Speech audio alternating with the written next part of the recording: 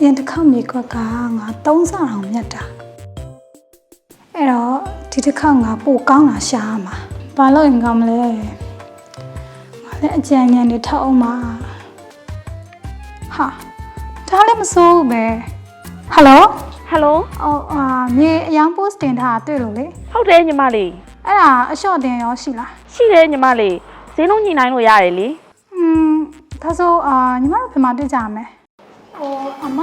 မြေအယောင်တင်ထားတယ်မခွန်းစင်လား ဟုတ်တယ်ညီမလေးအမပါ ဟုတ်တွေ့ရတာဝမ်းသာပါတယ်မ ဝမ်းသာပါတယ်ရှင်ညီမလေး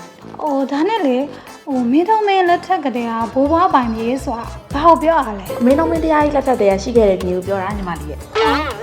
ဒါဆိုမင်းတို့မင်းနဲ့ပါတော်လည်းမသိဘူး ဘာမှမတော်ညီမလေး ဟုတ်ဒါဆိုစာချုပ်စာတမ်းနေကြည့်ရအောင်ဒါလူနေတဲ့မြေမမဟုတ်တာ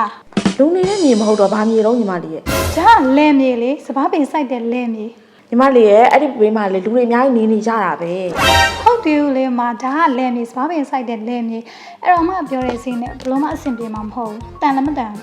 အမကိုကိုတန့်ဆိုတဲ့အင်ချာမင်ကျိုးဆောင်ပွဲစားအကူကလာပြီးရောင်းသွားတာပဲညီမလေးရဲ့ ဒါတော့ညီမမသိဘူးလေအခုဒီလဲမြေကဒီစင်းနဲ့တန်မမတန်တာဒီစင်းမမဟုတ်တာ ညီမလေးရဲ့အမကိုကူညီပေးပါအောင်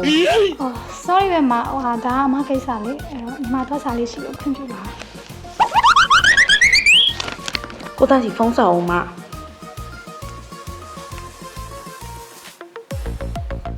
ကိုတန့်စက်ပိတ်ထားတဲ့ဒုက္ခပဲ စိတ်ထားဒုက္ခပဲ